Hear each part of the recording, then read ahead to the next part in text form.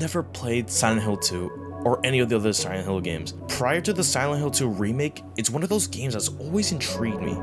It's considered as one of the best horror games of all time, and all I knew about the game was that, so like, he plays as like this white depressed guy just looking for his dead wife, and he goes to a city where there's some freaky shit that happens. And yes, this is me literally in the back of the box. But when the remake was announced, I was finally excited to play the game on modern systems, because holy shit, look at these aftermarket prices. And yes, I did knew about the shitty HD collection, and thank God I didn't buy it. Despite giving a bare bones description of the game earlier, I almost knew nothing of the game, and I came into the remake blind. And yes, the remake is amazing. Oh my god, it's amazing. But hell, this remake alone has got me to the whole franchise, and I now want to play the other Silent Hill games. Oh yeah, the other Silent Hill games. Jeez, those prices are horrible. But still, the Silent Hill 2 remake is a masterpiece. In today's video, I hope to share my personal thoughts as someone that's new to the Silent Hill franchise and why I think it's a masterpiece.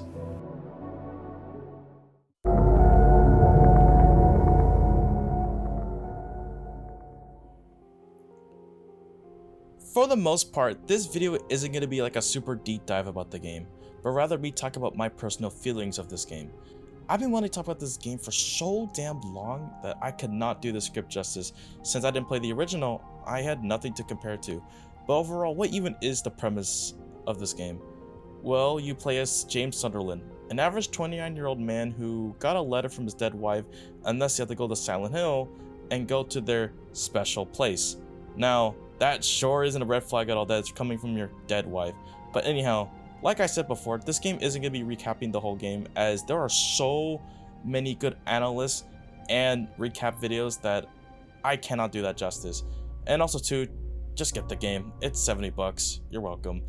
The thing about Silent Hill 2 is basically James as a whole and James Sutherland's whole story throughout the game. And I know that I said this was going to be a deep dive of the game, but I feel like this is very important to talk about for the video and why I love this game so much. The thing about Silent Hill as a whole of the city, that it basically is a deconstruction of James's mind, especially the people he meets like Laura, Angela, Eddie, and Maria. Now, one of the things in the game that comes to creative visual storytelling is the enemies in the game. We can't talk about Silent Hill 2 without Pyramid Head, arguably the most iconic Silent Hill character of all time. Throughout the game, he is representative of an executioner, or at least an idea that James needs to be punished for his actions. And then there's the enemies in the game, the bobblehead nurses and mannequins, which are a clear example or representation of James's sexual urges, or repressed sexual urges. And since on that note, there's Maria. Maria is the embodiment of James's sexual urges, from the way she looks and her presumed occupation at the Heaven's Night. She really is the idealization of what James really wanted out of Mary. And speaking of James himself, James isn't a badass like Leon Kennedy or Isaac Clarke, and this is even reflected in the gameplay. In the gameplay, whenever you hit an enemy in the game, it doesn't feel... how do I say this?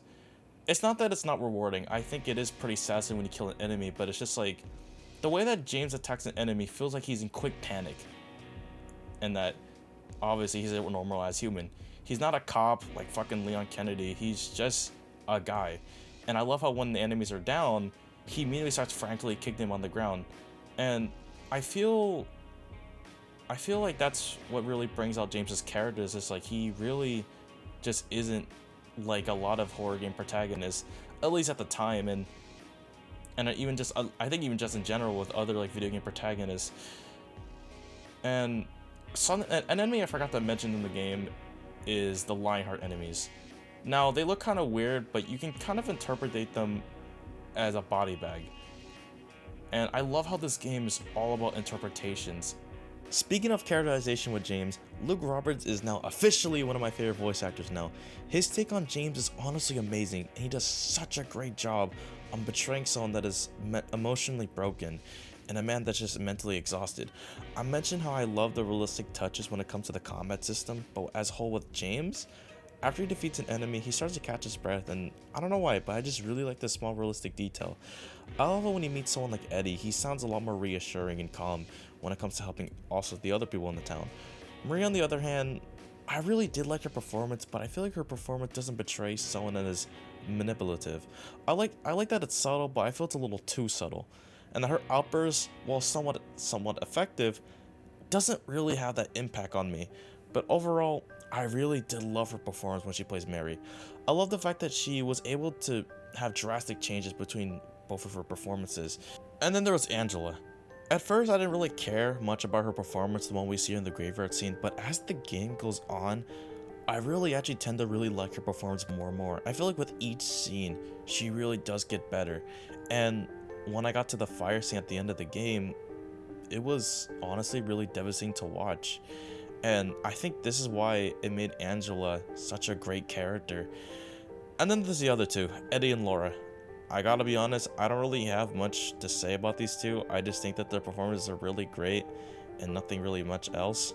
Okay, I think I could now mention the flaws I had with this game. Despite the game looking amazing on PC, it runs terrible. The game is littered with tons of random frame drops, especially with the cutscenes. I hate the fact that some of the cutscenes outright lag, which I didn't experience much during my first playthrough, but on my second playthrough, I experienced that issue a lot.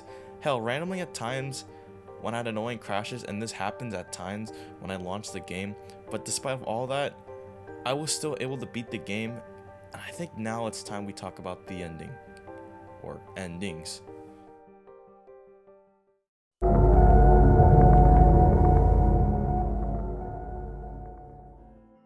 Prior to the remake, the only ending I knew about was the hilarious dog ending where the game is getting controlled by a dog. Yeah, I know, this is kind of weird. But after personally going through the whole game myself, I ended up with the Leave Mary ending. And yeah, this ending genuinely broke me. And to me, this ending felt so satisfying to me. And I feel like this is like James's big character development right here. He learns to move on and cares about Mary's wish, and he actually rejects Maria at the end of the game. And I think I love that about this ending. He learns to grow as a person, and he moves on from his past mistakes, and I can't lie, I cried when getting this ending. I really did cry when getting this ending. To me, Silent Hill 2 just felt like this big emotional journey, and this is one of the most beautiful games I played.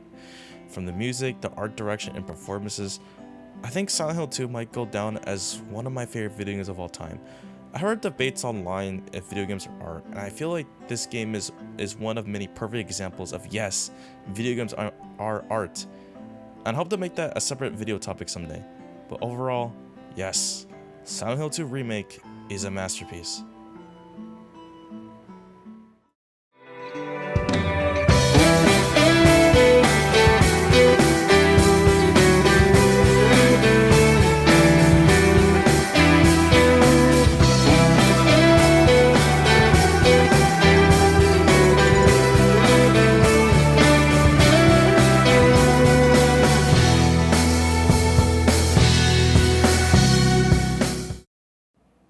Yeah, hi, this is editing here, and I just remembered about the Silent Hill 2 Enhancement Edition release, so yeah, this is already gonna get a remake.